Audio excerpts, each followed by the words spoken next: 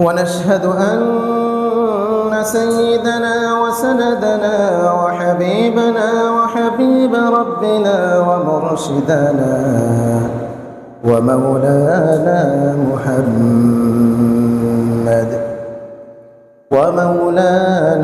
محمدا عبد الله ورسوله. أما بعد، فقد قال الله تعالى في كلامه المجيد وفي فرقانه الحميد: أعوذ بالله من الشيطان الرجيم. بسم الله الرحمن الرحيم. الرجال قوامون على النساء بما فضل الله بعضهم على بعض وبما أنفقوا من أموالهم، فالصالحات قانتات حافظات للغيب بما حفظ الله، واللاتي تخافون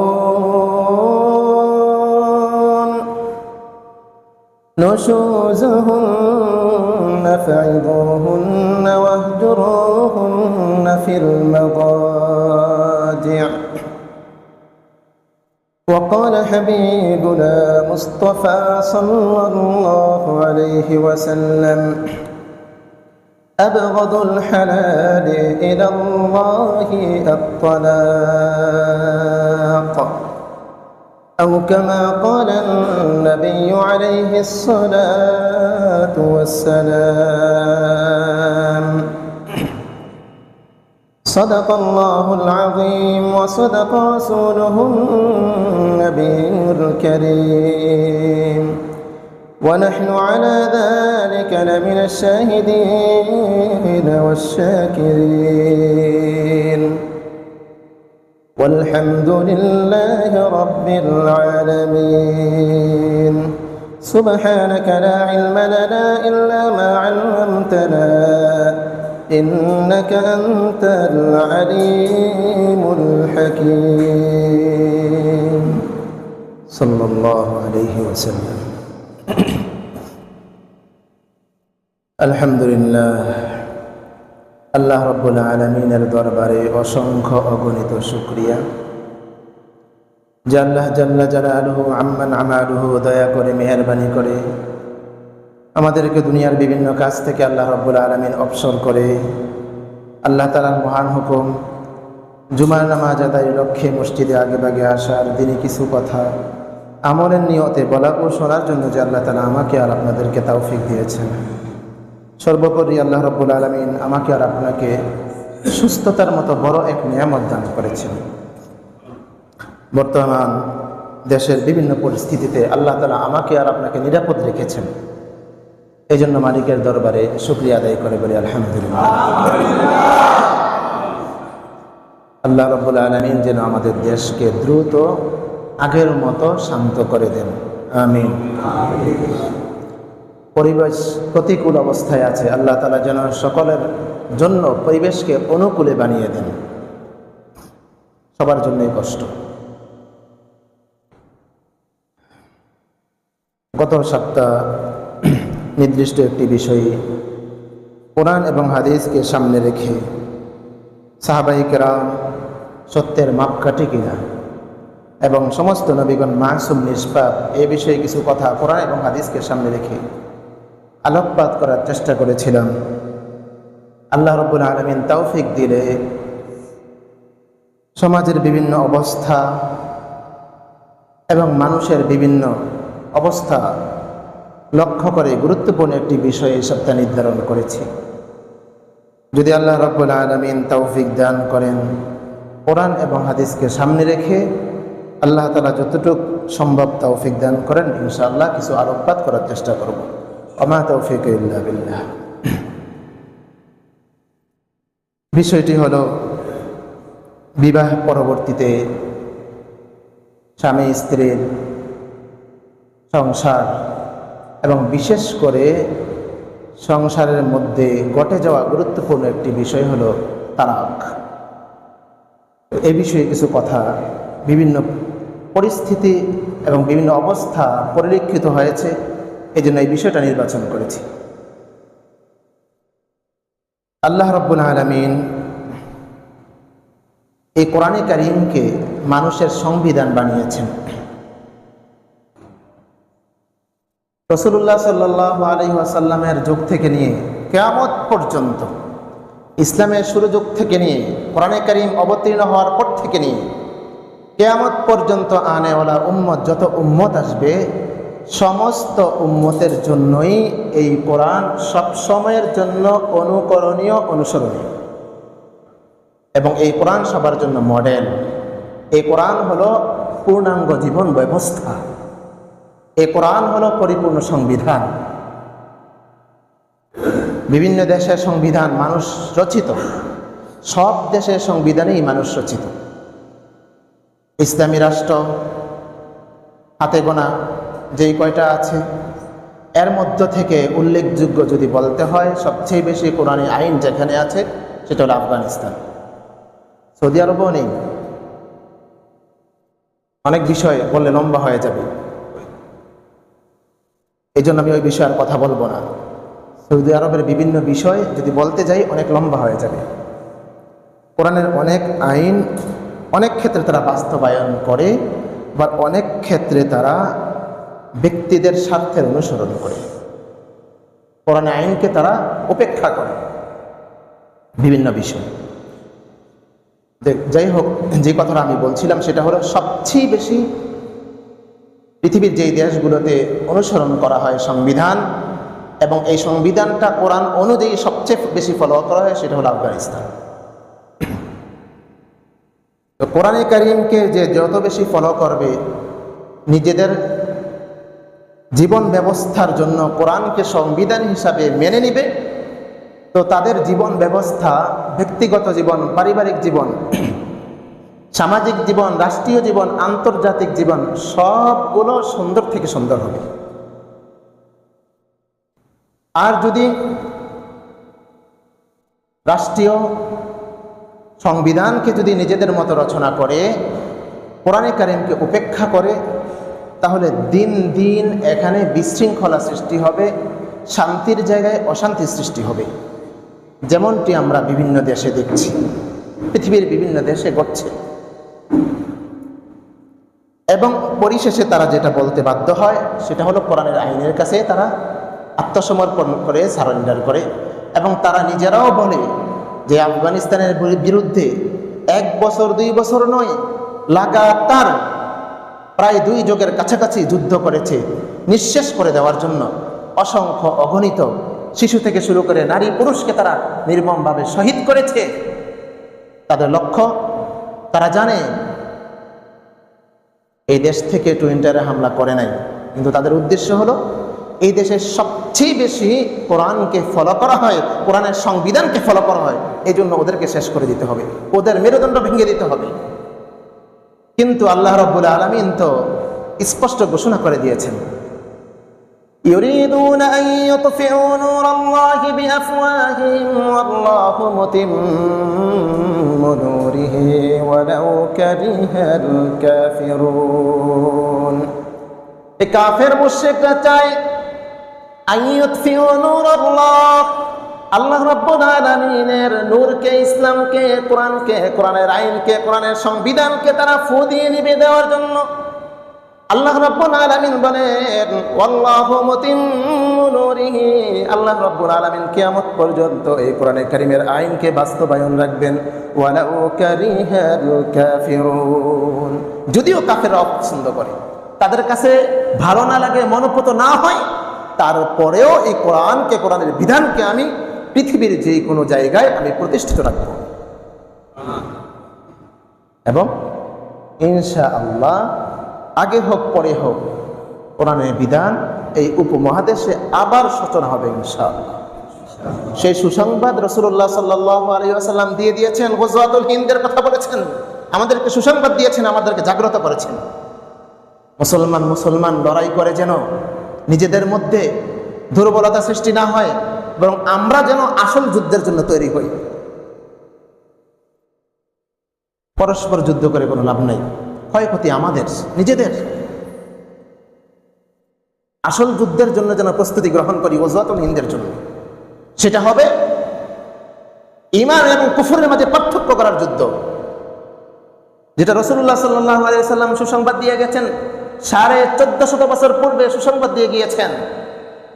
এবং আবু হুরায়রা রাদিয়াল্লাহু তাআলা আনহু তিনি হাদিস বর্ণনা করে বলেন, আমি যদি বেঁচে থাকি আমিও সেই গজওয়াতুল হিন্দের মধ্যে উপমহাদেশে যে যুদ্ধ হবে, যেটা কাফের এবং মুসলমানদের মাঝে সংগঠিত হবে, মুসলমানরা সুনিশ্চিতভাবে বিজয়ী হবে, আবার দিন প্রতিষ্ঠিত হবে, কোরআনের বিধান এই উপমহাদেশে প্রতিষ্ঠিত হবে, আমি যদি বেঁচে থাকি আমিও ওই যুদ্ধে অংশগ্রহণ করব। সুবহানাল্লাহ। কে বলেছেন? আবু হুরায়রা রাদিয়াল্লাহু তাআলা আনহু, যিনি সবচেয়ে বেশি হাদিস বর্ণনা করেন, 5000 উপরে যিনি হাদিস বর্ণনা করেন, তিনি হলেন আবু হুরায়রা। রাসূলুল্লাহ সাল্লাল্লাহু আলাইহি ওয়াসাল্লামের সুহবত এক মুহূর্তের জন্য তিনি ছাড়তেন না। মাঝে মধ্যে ক্ষুধায় কাতরাতেন, বেহুশ হয়ে যেতেন, মানুষ মনে করত মৃগের রোগে আক্রান্ত হয়েছে আবু হুরায়রা। মুখের সামনে জুতা নিয়ে আসতো, জুতা শুকাইলে মৃগ রোগী যারা আছে তারা ভালো হয়ে যায়। আবু হুরায়রা বলতো না, আমি মৃগের রোগে আক্রান্ত না, বরং আমি রাসূলের দরবারে দীর্ঘ সময় থাকার কারণে পেটের ক্ষুধায় আমি কাতরাইতেছি। কেমন ছিলেন আবু হুরায়রা? মৃগের রোগে আক্রান্ত তিনি ছিলেন না, পেটের খিদার কারণে মাঝে মধ্যে ছটফট করতেন, কেউ খাবার দিলে খাইতেন। কেন রাসূলের দরবার ছাড়েন নাই? রাসূলের দরবার এই জন্য তিনি ছাড়েন নাই, যদি ছাড়েন, যদি হাদিস ছুটে যায়, আমি যদি একটা হাদিস শুনতে না পাই, তাহলে ওই হাদিসটা তো আমার থেকে ছুটে গেল। এই জন্য রাসূলের দরবার ছাড়তেন না। অন্যান্য সাহাবায়ে কেরাম ঘর সংসার করেছেন, ব্যবসা বাণিজ্য করেছেন, তিনি যাইতেন। এই জন্য রাসূলুল্লাহ সাল্লাল্লাহু আলাইহি সাল্লাম তাকে একটা পোটলা দিয়েছিলেন, খেজুরের পোটলা। এখান থেকে তিনি দীর্ঘ অনেক বছর তিনি এখান থেকে খেয়েছেন। পেটে খিদা লাগলে এখান থেকে খাইতেন, আর খিদা নিবারণ করতেন। বছর কি বছর এখান থেকে খাইতেন। শুরু করেছেন তো শেষ হয় না। সুবহানাল্লাহ। রাসূলের মুজিজা, সত্য ঘটনা। আম্মা জান আয়েশা যেদিন মারা যান, তিনি পেরেশান হয়ে গেছিলেন, ওই দিন ওই পোটলাটা হারিয়ে গেছে, হারিয়ে ফেলেছেন। এই হলো আবু হুরায়রা রাদিয়াল্লাহু তাআলা। তিনি বলেন, ওই যুদ্ধের মধ্যে আমি অংশগ্রহণ করব যদি বেঁচে থাকি। তো কোরআনের সংবিধান যে কথাটা আরজ করছিলাম, যেই দেশে যত বেশি ফলো করা হবে ওই দেশ তত বেশি উন্নত হবে। আচ্ছা বলেন তো দেখি, আফগানিস্তানের খবর তো আমরা জানি না, যতটুকু সংবাদ মাধ্যমে আসে, ওরা কি দিন দিন অবনতি হচ্ছে, দিন দিন ডাউন হচ্ছে, নাকি দিন দিন ওদের তারাক্কি হচ্ছে, উন্নতি হচ্ছে? ডেভেলপ হচ্ছে দিন দিন, সর্বদিক থেকে, অর্থনৈতিক থেকে শুরু করে সর্বদিক থেকে। কেন? আল্লাহ রাব্বুল আলামিন নিজেই ঘোষণা করে দিয়েছেন। সূরাতুল আনফালের মধ্যে আল্লাহ রাব্বুল আলামিন ইরশাদ করেন, সূরাতুল আনফালের 96 নম্বর আয়াতে আল্লাহ বলেন, ওয়ালাউ আন্না আহলাল কুরা আমানু ওয়াত্তাকাউ লাফাতাহনা আলাইহিম বারাকাতিন মিনাস সামা ওয়াল আরদি ওয়ালাকিন কাযযাবু ফাআখাযনাহুম বিমা কানু ইয়াকসিবুন। ওয়ালাউ আন্না আহলাল কুরা আমানু, যদি কোনো জনপদবাসী গ্রামের লোকেরা অথবা কোনো পরিবারের সদস্য অথবা কোনো দেশের মানুষ যদি আমানু ঈমান আনে, শিরিক মুক্ত ঈমান, ঈমান হতে হবে শিরিক মুক্ত ঈমান, শিরিক যুক্ত না। ওয়াত্তাকাউ, আর যদি তাকওয়া অবলম্বন করে, আল্লাহ রাব্বুল আলামিনকে পূর্ণ ভয় করে, আল্লাহ তাআলার উপরে পূর্ণ আস্থা রাখে, আল্লাহ রাব্বুল আলামিন বলেন, লাফাতাহনা আলাইহিম বারাকাতিন মিনাস সামা, আসমান এবং জমিনের যতগুলা ধনভাণ্ডার আছে, যত খনিজ পদার্থ আছে, তাদের জন্য আমি আল্লাহ রাব্বুল আলামিন উন্মুক্ত করে দিব, খুলে দিব। সুবহানাল্লাহ। এমনটাই হয়েছে। আমাদের দেশেও যদি এমনটা হয়, ইনশাআল্লাহ দিন দিন অবনতি হবে না, দিন দিন তারাক্কি হবে, উন্নতি হবে, ডাউন হবে না। দিন দিন আল্লাহ রাব্বুল আলামিন তারাক্কি দিয়ে দিবেন, উন্নতি দিয়ে দিবেন। তো যে কথা আরজ করছিলাম, আল্লাহ রাব্বুল আলামিনের সংবিধান মানার মধ্যেই শান্তি এবং কামিয়াবি। আল্লাহ তাআলার বিধান লঙ্ঘন করলে মানুষ নিজেই ক্ষতিগ্রস্ততার মধ্যে নিপতিত হয়, চাই সে ব্যক্তি হোক, অথবা পরিবারের সদস্য হোক, অথবা সমাজের লোক হোক, অথবা দেশের লোক হোক। যারাই আল্লাহ রাব্বুল আলামিনের বিধানকে লঙ্ঘন করবে তারাই সমস্যার মধ্যে নিপতিত হবে। তো এমন একটি গুরুত্বপূর্ণ বিষয় হলো বিবাহের পরবর্তীতে তালাকের বিষয়। বিবাহের সম্পর্ক হলো আল্লাহ রাব্বুল আলামিন যে সম্পর্ক দিয়েছেন, হালাল সম্পর্ক, বৈধ সম্পর্ক, এবং এই সম্পর্ক হলো মধুর সম্পর্ক। এক কথায় মানুষের যৌবনের চাহিদা মেটানোর জন্যই তো মানুষের যেমন খাবারের প্রয়োজন হয়, ঠিক তেমনিভাবে মানুষের যৌবনের চাহিদাও হয়, এটাও একটা প্রয়োজন। তো সেই প্রয়োজন মেটানোর জন্য আল্লাহ রাব্বুল আলামিন হালালভাবে ব্যবস্থা করেছেন বিবাহের। এই জন্য সাহাবায়ে কেরাম জিজ্ঞাসা করেছেন, ইয়া রাসূলুল্লাহ, যারা জিনা করে জিনাকারীদের শাস্তি কি? রাসূলুল্লাহ সাল্লাল্লাহু আলাইহি ওয়াসাল্লাম মেহরাজের রাত্রিতে গিয়েছেন, আর স্বচক্ষে তিনি দেখেছেন বিশাল এক তন্দুর রুটির যে চুলা, ওই চুলার মতো বিশাল এক চুলা, তার মাথাটা একবারে শুরু। কিছু নারী পুরুষ উলঙ্গ অবস্থায় আছে, যাদের মাথার চুলের অংশগুলো লজ্জাস্থানের সাথে বাঁধা। আগুনের লেলিহান তাদেরকে উপরে তুলতেছে, আরেকবার নিচে যাচ্ছে, আরেকবার উপরে উঠতেছে। নারী পুরুষ উভয়ের অবস্থা একই। রাসূলুল্লাহ সাল্লাল্লাহু আলাইহি ওয়াসাল্লাম অনেকগুলো জিনিস দেখেছেন, জান্নাত দেখেছেন, জাহান্নাম দেখেছেন। পরিশেষে যখন জিজ্ঞাসা করেছেন জিবরাইল আলাইহিস সালাতু ওয়াস সালামকে, তারা কারা? জিবরাইল আলাইহিস সালাতু ওয়াস সালাম বললেন, তারা হলেন ওই সমস্ত নারী পুরুষ যারা দুনিয়াতে জিনায় লিপ্ত ছিল। নাউজুবিল্লাহ। কিয়ামত পর্যন্ত তাদের এই শাস্তি চলতেই থাকবে, কিয়ামত পর্যন্ত চলতে থাকবে।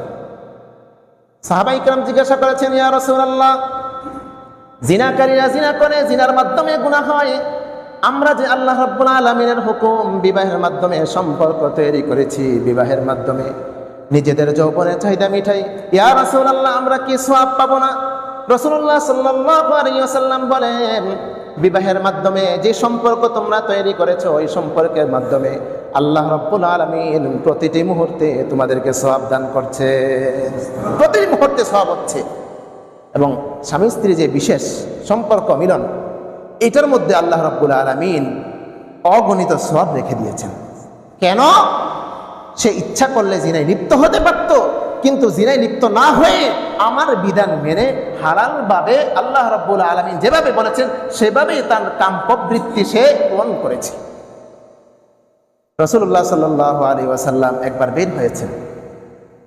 বের হওয়ার পরে আমাদের শিক্ষার জন্য বের হয়েছেন। বের হওয়ার পরে রাসূলুল্লাহ সাল্লাল্লাহু আলাইহি ওয়াসাল্লামের সামনে একজন মহিলা পড়ল। পড়ার পরে তিনি সাথে সাথে ঘরে আসলেন। ঘরে আসার পরে কোনো এক আম্মাজানের ঘরে গেলেন এবং রাসূলুল্লাহ সাল্লাল্লাহু আলাইহি ওয়াসাল্লাম স্বামী স্ত্রী যে আচরণ সেটা করলেন। এরপরে তিনি বের হলেন। বের হওয়ার পরে সাহাবায়ে কেরাম প্রত্যক্ষ করেছেন, দেখেছেন। বের হওয়ার পরে সাহাবায়ে কেরামের সামনে ভাষণ দিলেন, বললেন, ফাইন্না মাআহা মিসলাল্লাযী মাআহা, হে আমার সাহাবীরা শুনে রাখো, ওই মহিলার সাথে যা যা আছে, এই মহিলা তোমার স্ত্রী, আমার স্ত্রীর সাথেও তা তা আছে। কোনো পার্থক্য নাই, কোনো ভিন্নতা নাই। কেন বুঝাইছেন রাসূল? যাতে করে একজন মানুষ পর মহিলার দিকে আকৃষ্ট না হয়, আকৃষ্ট হলেও যেন হালালভাবে তার যৌবনের চাহিদা পূরণ করার জন্য বাসায় চলে আসে। এটা রাসূল শিক্ষা দিয়েছেন আমাদেরকে। আজকে আমি তালাকের বিষয়ে কথা বলার জন্য ইচ্ছা পোষণ করেছি। আল্লাহ রাব্বুল আলামিন কোরআনে কারিমে কয়েক জায়গায়, একাধিক জায়গায় তালাকের বিভিন্ন বিষয়ে আলোচনা করেছেন। আমি সব বিষয়ে আলোচনা করলে সময় হবে না। যে বিষয়টা আজকে আমি আলোচনা করার জন্য ইচ্ছা পোষণ করেছি, এই তালাক কখন হয়, তালাকের বিভিন্ন বিষয় সৃষ্টি হয় অনেক পরে। এর আগে অনেকগুলো বিষয় স্বামী স্ত্রীর মাঝে হয়, ঝগড়াঝাটি হয়, মনমালিন্য তৈরি হয়, বনিবনা হয় না, অথবা একজন অভিমান করেন, একজনের অভিমান আরেকজন বুঝে না, না বুঝার কারণে আরেকজন রাগ করে থাকে, বিভিন্ন ধরনের সমস্যা তৈরি হয়। আল্লাহ রাব্বুল আলামিন কোরআনে কারীমের মধ্যে বলে দিয়েছেন, ওয়ালাহুন্না মিসলুল্লাযী আলাইহিন্না বিল মা'রুফ ওয়ালির-রিজালি আলাইহিন্না দারাজাহ ওয়াল্লাহু আযীজুন হাকীম। ওয়ালাহুন্না মিসলুল্লাযী আলাইহিন্না বিল মা'রুফ, আল্লাহ রাব্বুল আলামিন বলেন এই সকল স্ত্রী, তোমাদের স্ত্রী যারা আছে তাদের অধিকার রয়েছে মিসলুল্লাযী আলাইহিন্না বিল মা'রুফ, তোমাদের জন্য তোমাদের স্ত্রীর প্রতি যেমন অধিকার রয়েছে তোমাদের স্ত্রীদের অধিকার তোমাদের উপর সমানভাবে রয়েছে। আল্লাহ রাব্বুল আলামিন এই আয়াতের মধ্যে বলে দিয়েছেন এই জন্য অধিকারের দিক থেকে কারো কম না, সমান। এর মানে আমি নারী পুরুষের অধিকার অন্য দিক থেকে বলি নাই, সম্পদের দিক থেকে বলি নাই। আমাদের দেশে বিভিন্ন সময় এরকম হয়েছিল, হেফাজতের আন্দোলনের মূল বিষয় কিন্তু এটা একটা ইস্যু ছিল, অন্য কোনো উদ্দেশ্য না। তাদের উদ্দেশ্য এটাও ছিল না কাউকে বসানো কাউকে নামানো ক্ষমতা থেকে, উদ্দেশ্য এটা ছিল না, বরং যে বিষয়গুলো কোরআন সুন্নাহ বিরোধী এটা যেন মীমাংসা করে ফেলে সরকার, এতটুকু ছিল, অন্য কোনো উদ্দেশ্য ছিল না। এর মধ্যে এটাও ছিল সরকার কিছুটা কাছাকাছি চলে গিয়েছিল যে নারী পুরুষের যে সমান অধিকার অর্থাৎ সম্পদের ক্ষেত্রে সেটা অনেকটা নীতিমালা তৈরি করেছিল, অধিকার প্রণয়ন করার অনেকটা কাছাকাছি চলে গিয়েছিল, পাশ করার শুধু বাকি ছিল। এই আন্দোলনের কারণে সব কিছু বেঁচতে গিয়েছে, না হয় পাশ হয়ে যেত সম্পূর্ণ কোরআন বিরোধী।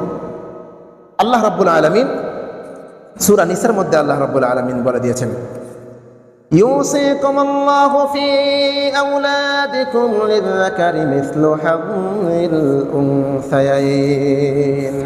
আল্লাহ রাব্বুল আলামিন কোরআনে কারীমের মধ্যে সূরা নিসার মধ্যে ইরশাদ করেন ইউসিকুমুল্লাহ, সূরা নিসা 11 নম্বর আয়াতে আল্লাহ রাব্বুল আলামিন বলেন আল্লাহ তাআলা তোমাদেরকে ওসিয়ত করছেন, উপদেশ দিচ্ছেন ফি আওলাদিকুম, তোমাদের সন্তানদের ব্যাপারে লিয-যাকারি মিসলু হাযযিল উনসায়াইন, পুরুষের ডাবল, মেয়েদের তুলনায় পুরুষরা ডাবল পাবে, মেয়েরা ছেলেদের অর্ধেক পাবে। এটা আল্লাহ তাআলার বিধান, এই বিধানের বিরুদ্ধে আইন প্রণয়ন করা হয়েছিল। যাই হোক, এই অধিকারের কথা আমি বলছি না, অর্থাৎ ভালোবাসা পাওয়ার দিক থেকে আপনার ভালোবাসা এবং আপনার পক্ষ থেকে খরচ ইত্যাদি সব কিছু পাওয়ার দিক থেকে আপনার যেমন অধিকার রয়েছে আপনার স্ত্রীরও সমান পরিমাণ অধিকার রয়েছে। এই অধিকারের কথা বলছি, সমান অধিকার। তবে একটু পরে বলবো আরেকটা অধিকার আল্লাহ রাব্বুল আলামিন পুরুষকে দিয়েছেন, সেটা ভিন্ন বিষয়। তবে আল্লাহ বলেন ওয়ালির-রিজালি আলাইহিন্না দারাজা, আর মহিলাদের উপরে আল্লাহ রাব্বুল আলামিন পুরুষদেরকে অনেক মর্যাদা দিয়েছেন, সেটা ভিন্ন বিষয়। অন্য জায়গায় আল্লাহ রাব্বুল আলামিন বলেছেন ওয়াআশিরুহুন্না বিল মা'রুফ, তাদের সাথে তোমরা সৎ আচরণ করো, ভালো ব্যবহার করো। হাদিসের মধ্যে স্পষ্ট রাসূল বলে দিয়েছেন ইন্নাহুন্না খুলিকনা মিনাদ-দিল, তাদেরকে আল্লাহ রাব্বুল আলামিন বানিয়েছেন, তৈরি করেছেন মিনাদ-দিল, পাঁজর থেকে। আর পাঁজরের হাড় তো সোজা হয় না, পাঁজরের হাড় হয় বাঁকা এবং পাঁজরের হাড় হয় নরম, শক্ত না, নরম। তো রাসূল বলেন পাঁজরের হাড় তো স্বাভাবিকভাবে নরম হয় এবং বাঁকা হয়, ফাইদা যাহাবতা কাসারতাহা, তুমি যদি বেশি বাড়াবাড়ি করো, সোজা করতে যাও, মহিলাদের মধ্যে বক্রতা থাকবেই। আল্লাহ তাআলা বক্রতা দিয়েই তৈরি করেছেন, যতই ভালো হোক তার মধ্যে বক্রতা কিছুটা থাকবেই। এই বক্রতা নিয়ে আপনাকে চলতে হবে। কি বলেন? আল্লাহ রাব্বুল আলামিন যদি বক্রতা দিয়ে তৈরি করেন তো আমি কি সোজা করতে পারবো? শত চেষ্টা করলেও পারবো না। রাসূল তো বলে দিয়েছেন ফাইদা যাহাবতা তুকিমুহা কাসারতাহা, তুমি যদি ওই বক্রতাকে ঠিক করতে যাও, যাহাবতা কাসারতাহা, তুমি ওই বক্রতা ঠিক করতে গেলে সাথে সাথে ভেঙে ফেলবে। ওয়া কাসরুহা তালাকুহা, আর ওই ভাঙা হলো তালাক, সাথে সাথে তালাক হয়ে যাবে। এক কথা দুই কথা হবে, মনমালিন্য হবে, ঝগড়া ফাসাদ হবে, তালাক হয়ে যাবে। এই জন্য ঝগড়া লাগলে একজনকে শান্ত থাকতে হয়, দুইজনে যদি একবারে বেড়ে যায় তো বাড়তে বাড়তে ওই তালাক পর্যন্ত পৌঁছে যায়। এই জন্য দুইজনকে, কোনো একজনকে শান্ত থাকতে হয়। এখন পুরুষরা মনে করবে হ্যাঁ ও নারী, আমি কেন শান্ত থাকবো, ওই না শান্ত থাকবে, এরকম আমরা মনে করি তো অনেক সময়। ও কেন বেশি কথা বলবে, আমি না শান্ত থাকবো। মা বোনদের উচিত স্বামীদের সাথে সদাচরণ করা। জান্নাতে যাওয়ার জন্য আল্লাহ রাব্বুল আলামিন মহিলাদেরকে 4টা কথা বলেছেন। কোন মহিলাকে আল্লাহ রাব্বুল আলামিন, অন্য কোন পুরুষদেরকে আল্লাহ রাব্বুল আলামিন এই কথা বলেন নাই, মহিলাদেরকে আল্লাহ রাব্বুল আলামিন যে সহজ 4টা কথা বলেছেন। আইয়ুমা ইমরাআতিন, যে কোনো মহিলা, সাল্লাত খামসাহা, 5 ওয়াক্ত নামাজ পড়বে, ওয়া সামাত শাহরাহা, সময় মতো নামাজ পড়বে, ওয়া সামাত শাহরাহা, রমজানের রোজাগুলো রাখবে, ওয়া আতাআত বা'লাহা, যথাযথ স্বামীর আনুগত্য করবে। এরপরে রাসূল বলেছেন ওয়া হাফিজাত ফারজাহা, লজ্জাস্থানের হেফাজত করবে, তাদখুলু মিন আইয়ি আবওয়াবিল জান্নাতি শাআত, জান্নাতের যে কোনো দরজা দিয়ে সে ইচ্ছা করে ওই দরজা দিয়ে ওই মহিলা প্রবেশ করতে পারবে। সুবহানাল্লাহ। কোন পুরুষকে বলছে পুরুষ এই কাজ করলে জান্নাতের যে কোনো দরজা দিয়ে, মহিলাদেরকে আল্লাহ রাব্বুল আলামিন এই সুসংবাদ দিয়েছেন। এই জন্য স্বামীর আনুগত্য করা মহিলাদের জন্য ফরজ, যদি হারাম কোনো আদেশ করে ভিন্ন বিষয়। লা তাআতা লিমাখলুকিন ফি মাসিয়াতিল খালিক, স্বামী যদি কোনো হারাম কোনো আদেশ করে, হারাম কাজে কোনো আনুগত্য নাই, রাসূল বলেছেন লা তাআতা লিমাখলুক ফি মাসিয়াতিল খালিক। খালেক আল্লাহ রাব্বুল আলামিনের সৃষ্টিকর্তা, ওই সৃষ্টিকর্তার নাফরমানি করে কোনো মাখলুকের আনুগত্য চলবে না। মাখলুক যেই হোক, স্বামী হোক অথবা যেই হোক, তার আনুগত্য চলবে না। স্বামী যদি আমাকে যিনি আদেশ করছেন সে যদি আমার স্বামী হয়, অথবা তিনি যদি আমার কোনো নেতাও হন, তিনি যদি হারাম কাজের আদেশ করেন, তার আদেশ মানা যাবে না। এই হাদিস থেকে এটাই প্রমাণিত। গত সপ্তাহে বলেছিলাম সব আদেশ মানা যায় না। রাসূল বলে দিয়েছেন আদেশ যে করবে সেই আদেশে আপনার মানতে হবে। কাউকে হত্যা করার কথা আপনাকে আদেশ করলো, আপনি হত্যা করে ফেললেন, না, এই আদেশ মানা যাবে না। রাসূল নিষেধ করেছেন কোনো আনুগত্য চলবে না সৃষ্টিকর্তার আনুগত্য ছাড়া। সৃষ্টিকর্তা তো এই কথা বলেছেন, ওয়া ইয়াকতুল মুমিনা মুতাআম্মিদান ফাজাযাউহু জাহান্নাম, কেউ যদি কোনো মুমিনকে হত্যা করে তার ঠিকানা সরাসরি জাহান্নাম। তাহলে কোনটা আনুগত্য করব? আল্লাহটা আনুগত্য করতে হবে, কোনো মানুষেরটা না। তো যে কথা আলোচনা করছিলাম, আল্লাহ রাব্বুল আলামিন কোরআনে কারীমের মধ্যে স্পষ্ট বলে দিয়েছেন তাদের সাথে সদ আচরণ করো, ভালো আচরণ করো। আবার মহিলাদেরকেও বলে দিয়েছেন মহিলারা যদি এই 4টা কাজ করে, রাসূলুল্লাহ সাল্লাল্লাহু আলাইহি সাল্লাম বলেছেন স্বামীর আনুগত্য এটা জরুরি। স্বামী 2-4 কথা বললেও সেটা চুপ থাকা, কথা না বাড়ানো। অনেক জায়গায় দেখা যায় স্বামীরা নির্যাতিত, কথাটা অন্যভাবে নিব না, বোঝার জন্য বলছি। আমরা তো নারী নির্যাতনের কথা শুনি, এটা প্রসিদ্ধ, নারীরা নির্যাতনের শিকার হয় বিভিন্ন জায়গায়। অনেক ফ্যামিলিতে পুরুষরা নির্যাতনের শিকার, নারীদের জন্য কোনো কথা বলা যায় না, নারীদের অধিকার বেশি, নারীরাই সব কিছু পরিচালনা করে। বুখারীর হাদিস, রাসূল স্পষ্ট বলে দিয়েছেন লা ইউফলিহা কওমুন, ওই সম্প্রদায় কিছুতেই কখনো সফল হতে পারে না যে সম্প্রদায় তাদের নেতা বানায় কোনো মহিলাকে। এটা সব ক্ষেত্রে বলছি, সব ক্ষেত্রে, শুধু কোনো বিশেষ ক্ষেত্রে নয়। কোনো ফ্যামিলির ক্ষেত্রেও যদি এরকম হয়, নেতৃত্ব দেয় কোনো মহিলা, পুরুষের কোনো কথা গণ্য হয় না, মহিলারা সব কিছু করে, ওই ফ্যামিলিতে শান্তির আশা করা কখনো যায় না কিয়ামত পর্যন্ত। রাসূল বলেছেন, এটা আমার কথা না। এই যে অধিকার পুরুষকে দিতে হবে, আল্লাহ তাআলা পুরুষকে অধিকার দিয়েছেন। তো যে কথা আলোচনা করছিলাম, আসলে বিভিন্ন কারণে এই বিচ্ছেদগুলো তৈরি হয়। মন মালিন্য তৈরি হওয়ার পরে একজন আরেকজনকে বুঝতে চায় না, সবাই আলাদা আলাদা নিজের ভাব নিয়ে থাকে। এতে করে শয়তান, হাদিসের মধ্যে আসছে, শয়তানের কাজেই হলো বিশৃঙ্খলা তৈরি করা। সবচেয়ে বেশি শয়তান খুশি হয় যখন স্বামী স্ত্রীর মাঝে বিচ্ছেদ হয়ে যায়। নাউজুবিল্লাহ। শয়তান, হাদিসের মধ্যে আসছে, বিশাল সমুদ্রের মাঝখানে বসে তার অনুসারীরা আসতে থাকে, এক একজন আসতে থাকে, বলে যে আমি অমুকের মাঝে ঝগড়া লাগাইছি, 2 জনের মাঝে, ঠিক আছে তুমি ভালো কাজ করেছো। আরেকজন আসে, আমি অমুক কাজ করেছি, দেশের মধ্যে 2 দলে ঝগড়া লাগাই দিছি, আরে খুব ভালো কাজ করছো। আরেকজন আসে, আমি স্বামী স্ত্রীর মাঝে ঝগড়া লাগাইছি এবং বিচ্ছেদ হয়ে গেছে, তালাক হয়ে গেছে। শয়তান দাঁড়াইয়া তার সাথে মুআনাকা করে, মুসাফা করে, তুই সবচেয়ে ভালো কাজ করছো। নাউজুবিল্লাহ। সবচেয়ে খুশি হয় সে, কারণ এখানে শুধু 2 জন না, কতগুলা মানুষ সমস্যায় পড়লো, 2 ফ্যামিলি পেরেশানিতে পড়লো, আরো কতগুলা বিশৃঙ্খলা সৃষ্টি হবে এরপরে। এই জন্য শয়তান অনেক খুশি হয়। এগুলো শয়তানের কাজ। শয়তান চেষ্টাই করে 2 জনের মাঝে বিচ্ছেদ যাতে সৃষ্টি হয়ে যায়। কোরআনে কারিমের মধ্যে আল্লাহ রাব্বুল আলামিন আমাদেরকে দিক নির্দেশনা দিয়ে দিয়েছেন আমরা কি করব এই সময়গুলোতে। আল্লাহ রাব্বুল আলামিন কোরআনে কারিমের মধ্যে বলে দিয়েছেন, ওয়াল্লাতী তাখাফুনা নুশুযাহুন্না ফাইযুহুন্না। কোনো মহিলা যদি অবাধ্য হয়, স্বামীর কথা শোনে না, সর্বপ্রথম কি কাজ খেয়াল করে শুনবেন। সর্বপ্রথম কাজ হলো আল্লাহ রাব্বুল আলামিন কোরআনে কারিমের সূরা নিসার 34 নম্বর আয়াতের মধ্যে বলেছেন, সর্বপ্রথম কাজ হলো ফাইযুহুন্না, তাদেরকে ওয়াজ নসিহত করা, সুন্দরভাবে বোঝানোর চেষ্টা করা। এক নম্বর কাজ। আপনি চেষ্টা করছেন, সুন্দরভাবে বোঝাচ্ছেন, আপনি সম্পূর্ণ ভালোবাসা তাকে দিবেন, সম্পূর্ণ মুহাব্বত তার জন্য আপনি পেশ করবেন।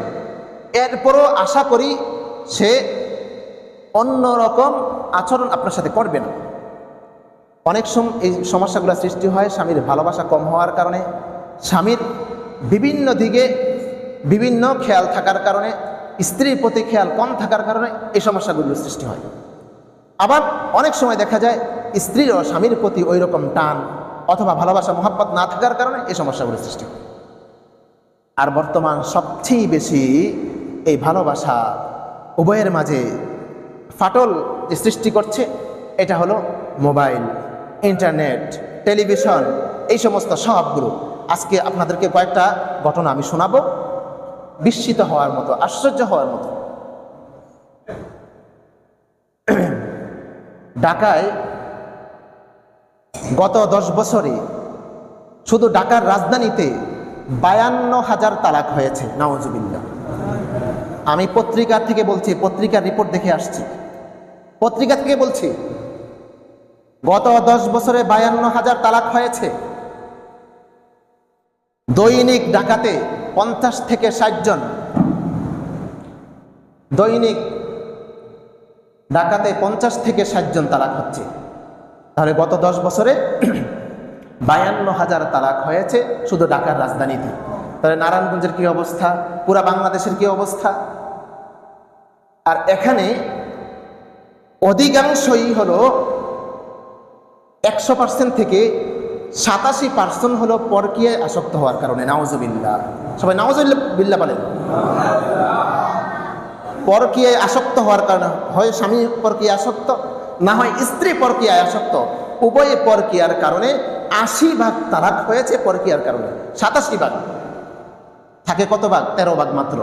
13% অন্যান্য কারণে হয়েছে, আর 87% হয়েছে পত্রিকা রিপোর্ট বলছে। এটা আমাদের গবেষণা না, সাধারণ মানুষ যারা গবেষণা করেন তাদের গবেষণা। এবং আশ্চর্য হয়ে যাবেন, এর মধ্য থেকে 70.85% হলো নারী কর্তৃক স্বামীকে তালাক দেওয়া হয়েছে। নাউজুবিল্লাহ। এর মানে স্বামী তালাক দেয় নাই, তালাক দিয়েছে কে? স্ত্রী। স্ত্রী স্বামীকে তালাক দিছে। কত ভাগ? 70.85%। নাউজুবিল্লাহ। আর মাত্র 29.15% দিয়েছে পুরুষরা, মাত্র। আর সব দিয়েছে নারীরা। এখন দেখেন আল্লাহ রাব্বুল আলামিন কোরআনে কারীমের মধ্যে বলেন, الرجال قوامون على النساء بما فضل الله بعضهم على بعض وبما أنفقوا من أموالهم। আল্লাহ রাব্বুল আলামিন قوامون على النساء, পুরুষদেরকে ক্ষমতা দিয়েছেন মহিলাদের উপরে। বিমা ফাদ্দালাল্লাহু বা'দাহুম আলা বা'দ। কেন? আল্লাহ রাব্বুল আলামিন একের উপরে অন্যদেরকে মর্যাদা দিয়ে থাকেন। তো আল্লাহ তাআলা ক্ষমতা কাদেরকে দিয়েছেন? পুরুষদেরকে দিয়েছেন। কাদের উপরে? মহিলাদের উপরে। এই আয়াত থেকে এবং হাদিস থেকে যেটা বোঝা যায়, তালাকের অধিকার একমাত্র কারা রাখে? পুরুষরা। কোনো নারী তালাক দিতে পারে না। এই মাসালাটা একটু পরে আমি বলবো, শুধু মাসালা আকারে বলবো পরে। তো আল্লাহ রাব্বুল আলামিন এই আয়াতের মধ্যে বলছেন, যদি কোনো নারী পরকীয়া আসক্ত হয়, এবার বুঝেন পরকীয়া কি পরিমাণ আমাদের মাঝে সয়লাভ করেছে। এই কয়দিন মোবাইল বন্ধ ছিল, এখনো ইন্টারনেট বন্ধ আছে। কত হাজার হাজার গুনাহ থেকে জানি আমাদের দেশের মানুষ, যুবক যুবতীরা বেঁচেছে। আল্লাহই তাআলা ভালো জানে। এটা আল্লাহ তাআলার হয়তো কোনো বড় হিকমত। সরকার বন্ধ করেছে নির্দিষ্ট কোনো কারণে, কিন্তু আল্লাহ রাব্বুল আলামিনের বিশেষ দয়া এই উম্মতের উপরে আছে। এই কয়দিন হাজার হাজার গুনাহ থেকে আমরা বাঁচতে পেরেছি। কি পরিমাণ গুনাহ হতো নেট থাকার কারণে। কোনো কোনো বাড়িতে তো বন্ধই হয় না, 24 ঘন্টা খালি চলতেই থাকে, টেলিভিশন চলতে থাকে। আজকে যারা রিপোর্ট পেশ করেছে, ওই রিপোর্ট পেশ কারীরা তারা কিন্তু কোনো আলেম না, তারা নিজেরা বলেছে এটার একমাত্র কারণ হলো ধর্মীয় অনুশাসনের অভাব। ধর্মীয় অনুশাসন না থাকার কারণে আজকে এত বেশি তালাকের হার বেড়েছে। এবং তারা বলেছে মোবাইল, ইন্টারনেট, টেলিভিশন, জি বাংলা, স্টার জলসা, আমার কথা না, এটি তারা উল্লেখ করেছে যারা রিপোর্ট পেশ করেছে। এগুলার কারণে মহিলারা যত বেশি এগুলা দেখছে, তারা ভারতীয় আগ্রাসনে, ভারতীয় অপসংস্কৃতিতে তারা লিপ্ত হয়ে যাচ্ছে। ওই অপসংস্কৃতিতে আবদ্ধ হয়ে যাওয়ার কারণে তারা নিজেরাই স্বপ্রণোদিত হয়ে ইচ্ছাকৃতভাবে স্বামীদেরকে তালাক দিচ্ছে, নাউজুবিল্লাহ, পরপুরুষের প্রতি আকৃষ্ট হচ্ছে। কি পরিমাণ আমাদের অভাব আজকে দেখেন, ধর্মীয় অনুশাসনের অভাব। স্কুল কলেজে তো আজকে ধর্মীয় অনুশাসন নাই, ধর্মীয় যা ছিল বই সেটাও বাদ। আর কি হবে, সামনের ভবিষ্যৎ কি হবে, অন্ধকার। এবং তারা যে কথাটা বলেছে সেটা হলো আমাদের কথা না, যে সঠিকভাবে নারীরা যেভাবে চলার কথা সেভাবে না চলার কারণে সরাসরি পর্দার কথা তো আর তারা বলবে না, এইভাবে তারা ব্যক্ত করেছে। আসল কথা হলো পর্দা না থাকার কারণে। পর্দা বলতে কি? পর্দা বলতে কি বাহিরে গেলাম বোরকা একটা জুড়াইয়া গেলাম, এটাই পর্দা না? রাগ করবেন না, কথাটা আমি বুঝার জন্য বলছি। বুখারীর হাদিস, আল হামু আল মাউত, রাসূল বলেছেন দেবর অথবা বাসুর মৃত্যু। এর মানে তাদের কাছে যাইও না, মৃত্যু যেমন মৃত্যু থেকে মানুষ পালায়ন করে, তাদের থেকে পালায়ন করো। তাহলে বোঝা গেল বাহিরের পর্দার চেয়ে ভিতরের পর্দা আরো গুরুত্বপূর্ণ। বাহিরে আমরা পর্দা করি, বোরকা পরে যাই, কিন্তু ভিতরে তো আমরা পর্দা করি না। ভিতরের পর্দাটা আরো গুরুত্বপূর্ণ। আরো গুরুত্বপূর্ণ ভিতরের পর্দাটা। ওনারা বলেছেন নারীরা শালীন পোশাক না পরার কারণে এবং তাদের যে নির্দিষ্ট জায়গা সেখানে না থেকে তাদের কর্মস্থল বিভিন্ন কর্মস্থলে যাওয়ার কারণে নারীরা যত বেশি চাকরি করছে, এই চাকরির কারণে তাদের তালাকের সংখ্যা আরো বেশি বাড়ছে এবং পরকীয়ায় তত বেশি আসক্ত হচ্ছে। আমার কথা না, ওই গবেষকদের কথা, যারা গবেষণা করেছে। তারা দেখেন আজকে কি পরিমাণ যারা চাকরি করছেন তাদের মাঝে পরকীয়ার আসক্ত হওয়ার সংখ্যা বেশি, তারা হিসাব করে বলেছেন। তো আল্লাহ রাব্বুল আলামিন বলেন, তুমি যদি ওয়াল্লাতী তাখাফুনা নুশুযাহুন্না, যদি অবাধ্যতার ভয় করো, ফাইজুহুন্না, তাদেরকে সর্বপ্রথম উপদেশ দাও, 1 নাম্বার। 2 নাম্বার, উপদেশে যদি কাজ না হয়, ওয়াহজুরুহুন্না ফিল মাদাজি', তাদের বিছনা ত্যাগ করো, তাদের সাথে থাইকো না। স্বামী আলাদা থাকবে, স্ত্রী আলাদা থাকবে, স্ত্রীকে শিক্ষা দিবে। এটা যদি সে আত্মমর্যাদা বোধ কোনো নারী যদি হয়ে থাকে, এখান থেকে সে শিক্ষা গ্রহণ করবে, সে ভালো হয়ে যাবে। আর যদি আত্মমর্যাদা বোধ কোনো নারী না হয়, শিক্ষা গ্রহণ করবে না। এরপরে বলেছেন অদ্রিবুহুন্না, আমল করেন না, শুধু বলছি বুঝার জন্য। অদ্রিবুহুন্না, হালকা তাদেরকে প্রহার করো। হাদিসে আসছে গায়রু মুবাররিহিন, ছোট ছোট এরকম লাঠি, এটা হালকা মানে যাতে ব্যথা না পায়। এর মানে কি? হাসি খুশি করে না, একটু রাগ কইরা। কেন? ব্যথার জন্য না, লজ্জা হওয়ার জন্য। তবে এই মারলে আবার মুশকিল, বর্তমানে আমরা নিয়ন্ত্রণ করতে পারবো না, এই জন্য মারার দরকার নেই। কারণ আমরা মারতে শুরু করলে বেশি হয়ে যাবে মাত্রা, এই জন্য এটা দরকার নেই। এটা কিন্তু কোরআনের কথা, আমার কথা না, কোরআনের কথা। ফাইন আতআনাকুম, তারা যদি আনুগত্য করে, ফালা তাবগু আলাইহিন্না সাবিলা, আর কোনো অন্য কিছু দরকার নাই। আর যদি না হয়, এরপরে কি করবা? ওয়াইন খিফতুম শিকাকা বাইনিহিমা, যদি না হয় তাহলে উভয় পক্ষ থেকে বিচারক পাঠানো হবে, তারা মীমাংসা করার চেষ্টা করবে। যারা বিচারক তারা মীমাংসা করার চেষ্টা করবে। তারা যদি চেষ্টা করে, আল্লাহ তাআলা বলেন ইউফিকিল্লাহু বাইনাহুমা, আল্লাহ তাআলা তৌফিক দান করবেন তাদেরকে, হয়তোবা তাদের মাঝে আবার বনিবনা হয়ে যেতে পারে। এই জন্য সর্বশেষ চেষ্টা করবে। এখন বিচারকরা যদি মনে করে না আর বনিবনা হবে না, বরং বিচ্ছেদ করে দিব, তাহলে বিচারকরা বিচ্ছেদ করে দিবেন, এইটাই তালাক বলে গণ্য হয়ে যাবে। তালাক দেওয়ার সঠিক পদ্ধতি হলো, খেয়াল করেন, তালাক দেওয়ার উত্তম পন্থা হলো তালাক 3 তুহুর, অর্থাৎ 3 পবিত্র অবস্থায় 3টা করে তালাক দিবে।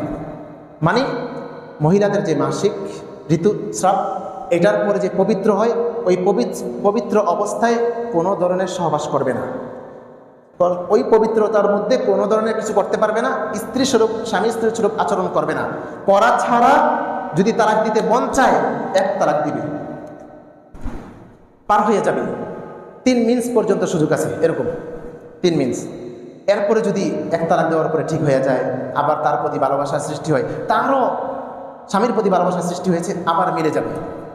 যদি না হয় তাহলে এক মুহূর্ত চলে গেল, আরেক পবিত্র অবস্থায় আরেকটা তালাক দিবে। এরপরে যদি না হয়, এই পবিত্র যাওয়ার পরে আবার ঋতুস্রাব আসবে, আবার আরেকটা, এরকম দিয়ে 3টা দিয়ে একবারে শেষ করে দিবে যদি না হয়। আর যদি এখানে একটা বিষয় খেয়াল রাখবো, যদি আমরা মানে একেবারেই বিচ্ছেদ করতে চাই, একটা সুযোগ রেখে বিচ্ছেদ করব। সেটা হলো কি? সেটা হলো 1 তালাক দেই অথবা 2 তালাক দেই, 3 তালাক না দিয়ে 1 তালাক দেই অথবা 2 তালাক দেই।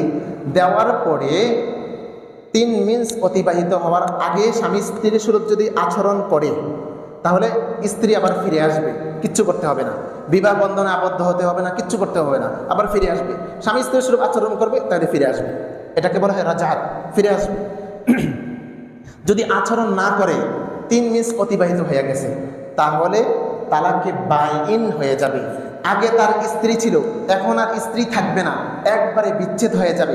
তবে দ্বিতীয়বার নতুন করে বিবাহ করার সুযোগ থাকবে। বুঝে আসছে কথাটা? 1 তালাক দেন অথবা 2 তালাক দেন, দেওয়ার পরে যদি 3 মিনিট অতিবাহিত হয়ে যায়, আপনি তাকে কোনো ধরনের স্পর্শ করেন নাই, 3 মিনিট অতিবাহিত হয়ে গেছে, তাহলে তালাকে বাইন হয়ে যাবে, বিচ্ছেদ হয়ে যাবে। তবে এই বিচ্ছেদের সুযোগ আছে, পরবর্তীতে তাকে বিবাহ করতে পারবেন। আর যদি আপনি 3 তালাক দিয়ে দেন, আর সুযোগ নাই, কোনো সুযোগ নাই। হীরা বিবাহ বলে কোনো বিবাহ নেই, কোনো সুযোগ নেই। অন্য এক স্বামীর কাছে যদি সে বিবাহ বসে, 3 মিনিট অতিবাহিত হওয়ার পরে আপনি তালাক দিয়েছেন, 3 তালাক, 3 মিনিট অতিবাহিত হয়েছে, অন্য আরেক স্বামীর সাথে বিবাহ হয়েছে, হওয়ার পরে ওই স্বামী যদি স্বেচ্ছায় ছাড়ার পরে 3 মিনিট অতিবাহিত হওয়ার পরে আবার প্রথম স্বামীর কাছে বিবাহ বসতে পারবে, এছাড়া কোনো সুরত নাই। এই হলো সুরত। আল্লাহ রাব্বুল আলামিন আমাদের সকলকে এই কথাগুলোর উপর বোঝার আমল করার তৌফিক দান করেন। সংক্ষেপে 2-3 মিনিটে একটা বিষয়, একটা মাসালা আমি বলবো।